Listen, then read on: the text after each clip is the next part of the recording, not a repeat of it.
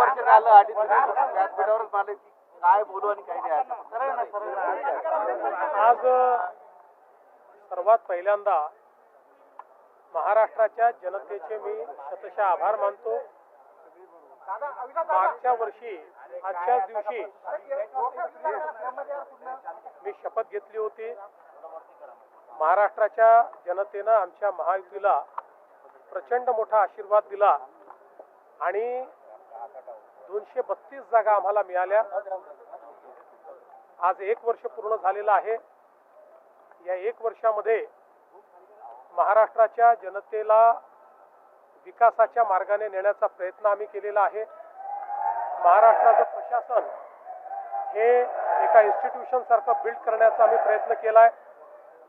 विकासाची कामं आणि लोककल्याणाच्या योजना या दोन्हीमध्ये कुठेही खंड पडू दिलेला नाही. सगळ्या लाडक्या बहिणीची योजना असेल, त्या ठिकाणी शेतकऱ्यांना जी काही मुफ्त ऊर्जा देण्याचा विषय असेल, या सगळ्या गोष्टी आम्ही केलेल्या आहेत. आणि त्यातच आज आपण सगळ्यांनी बघितलं, आम्ही विश्वविक्रम देखील केलेला आहे. सौर कृषी पंपांमध्ये जी शेतकऱ्यांची लाईफलाईन आहे, शेतीची लाईफलाईन आहे, आज आपण एका महिन्यामध्ये 45,911 पंप लावून गिनीज बुक ऑफ वर्ल्ड रेकॉर्डमध्ये गेलो आहे. आणि सगळ्यात महत्त्वाचं, देशामध्ये 9 लाख पंप लागले, त्यातले 7 लाख पंप एकट्या महाराष्ट्राने लावलेले आहेत. आपण शेतकऱ्यांसोबतचं आमचं इंटरॅक्शन देखील बघितलं. शेतकऱ्यांना दिवसा वीज मिळते आहे, मोफत वीज मिळते. त्यामुळे शेतकऱ्यांमध्ये एक त्या बाबतीत अतिशय समाधान आहे. आणि त्याचसोबत आमची जी कृषी सौर वाहिनीची जी योजना आहे, तीही पुढच्या वर्षीच्या डिसेंबरपर्यंत आम्ही पूर्ण करू. आणि मग महाराष्ट्र पहिलं राज्य असेल की जे शेतकऱ्यांना दिवसा वीज देतं आणि ती सौर वीज देतं. त्यामुळे मला असं वाटतं की खूप सांगण्यासारख्या गोष्टी आहेत. इन्फ्रास्ट्रक्चरची कामं आहेत, वेगवेगळ्या गोष्टी आम्ही केलेल्या आहेत आणि त्याची पावती आम्हाला जनता देते. काहीतरी साध्य झालं नाही म्हणजे काय काय असं नाही आहे. तुम्ही तसं जर मला विचाराल ना, तर मला रात्री झोप याकरता येत नाही की मला खूप गोष्टी दिसतात, हे करायचं राहिलं, ते करायचं राहिलं, अशा अनेक गोष्टी आहेत. कारण 1 वर्षाचा काळ हा काही मोठा होत नाही.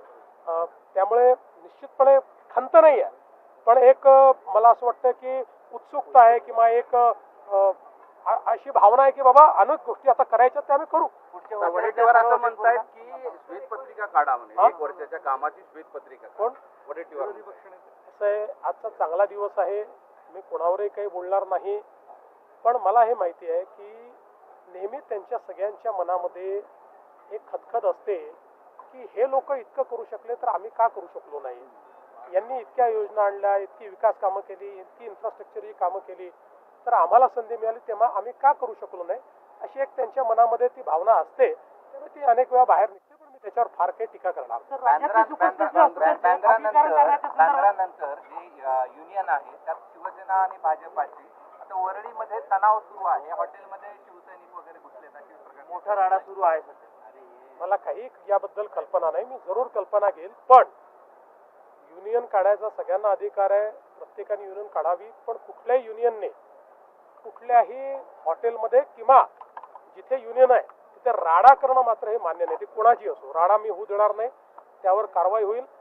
युनियन कशाकरता काढायची, तर कामगारांच्या हिताकरता काढायची. पण त्या ठिकाणी जर आस्थापना बंद करणे, तिथे राडा करणे असं होत असेल तर त्याच्यावर कारवाई होईल. राज्यातल्या सुपर स्पेशालिटी हॉस्पिटलचं खासगीकरण केलं जाते, पीपीपी केली जाते. आपण विरोधी पक्षात असताना सांगितलं होतं की मराठवाडा रिझर्वातलं सरकारनं चालवलं पाहिजे, पण आता खासगीकरण कशासाठी केलं जाते? कोणी केलं? कुठलं केलं? असं आहे की मी पहिल्यांदा तर सगळे सुपर स्पेशालिटी आपण चालवतो आहोत, ते कुठेही आपण कोणाला दिलेले नाही आहेत. पण उद्याच्या परिस्थितीमध्ये जर आपल्याला कव्हरेज वाढवायचं असेल तर आपण स्वतंत्र पीपीपीची पॉलिसी आणू शकतो. याचा अर्थ काही आपले सरकारी कोणाला देऊन टाकायचे असं नाही आहे. काही पीपीपी तत्वावर देखील तयार होतील. मुळातला प्रश्न काय आहे, क्वालिटी हेल्थकेअर उभी राहिली पाहिजे आणि त्याच्यामध्ये सर्वसामान्य माणसाला मोफत आपल्या महात्मा फुले जनआरोग्य योजनेतनं उपचार मिळाला पाहिजे. या 2 गोष्टींकडे आपण लक्ष दिलं पाहिजे. त्यामुळे असं काही खाजगीकरण वगैरे कुठलंही नाही आहे.